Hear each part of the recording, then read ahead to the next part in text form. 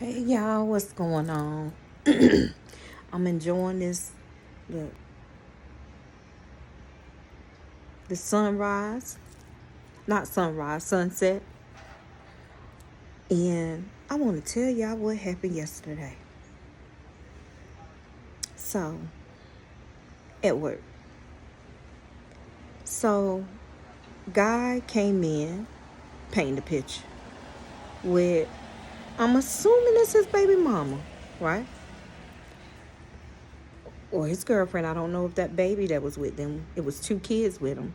But I'm assuming it was his baby's mom. One was in the buggy, and she was holding one baby. And he came to the front, and he was very. Let me tell you how I seen him. His energy was off by 1,000%. He was very aggressive. He was a black guy, kind of like probably a gangbanger from his energy. I'm not, had the dreads in his hair, had on shades and shit, walking his pants kind of down. So she had on a little dress or whatever. He was, and she was holding probably it was an arm baby, but the other baby probably was walking, the one that was in the cart. So y'all, he came up to me. We always check ID. Let me get your ID. So he said that he come to pick up a card or whatever. So I'm like, all right, ID, He gave me his ID. And then he wasn't the primary on the account.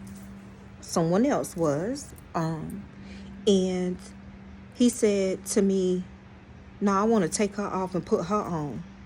And I'm like, well, she's a primary. You can't take a primary off of this account. She has to come in and change it over to you or whatever and whatever.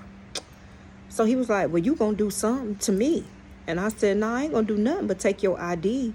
I can give you a card, but I can't change her as a primary. That's, I'm talking to him like that. And he got kind of like, because he was a little bit more aggressive, you going to do something. And I'm looking at him like, no, I'm gonna do what I told you I can do. So at that point, y'all, he got a little bit more aggressive. He said, nah, let me call her. He called whoever that primary was. I guess he was calling her. And he started getting loud and going off like crazy over a fucking car. And I'm like, what the fuck?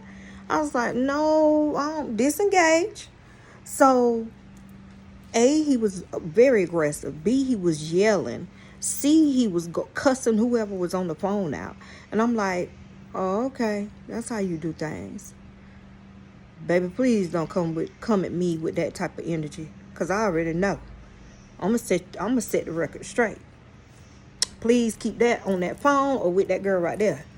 So the girl that was with him standing in the corner, y'all, she said something to him, and he yelled at her and told her, you shut the fuck up. I'll punch you in your motherfucking face. That's what he told her, the one that was in the store with her holding the baby. And I look at her to see what she gonna say, and she said, okay, I'll be quiet.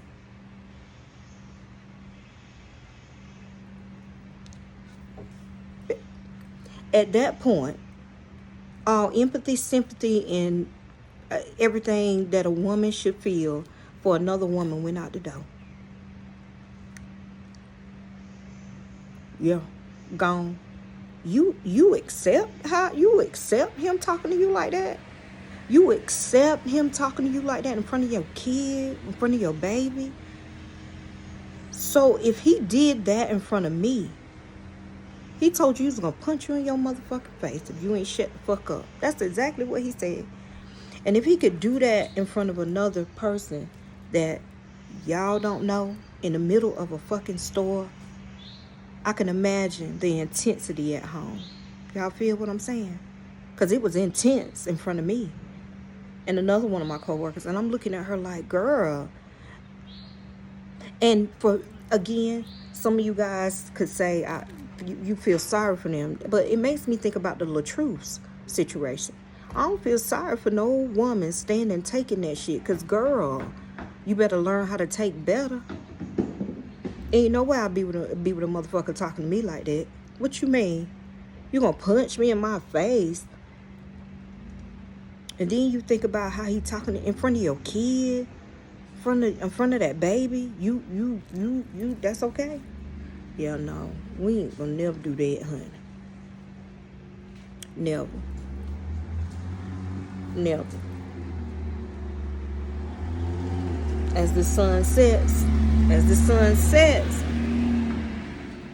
I would have sent his ass to hell.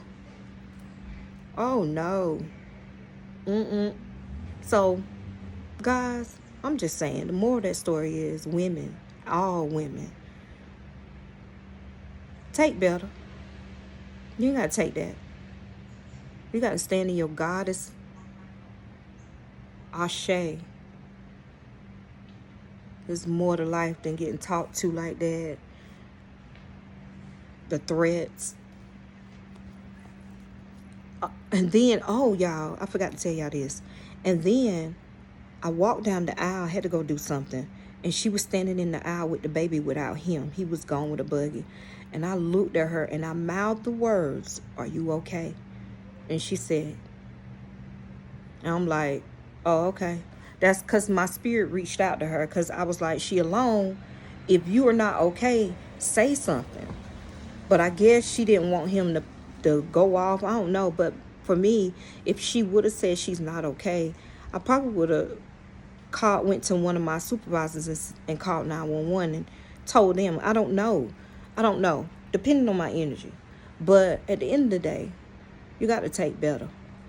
If you sitting in that and then somebody reached out to you to try to give you a helping hand and you're standing up in that shit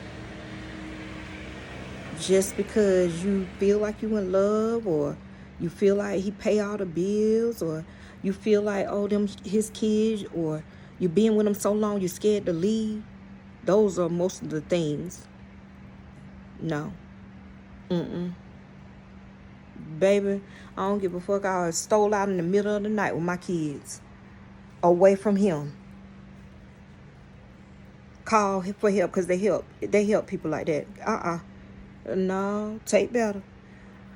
So, guys, I'm finna go. I'm finna continue to enjoy this afternoon that's left.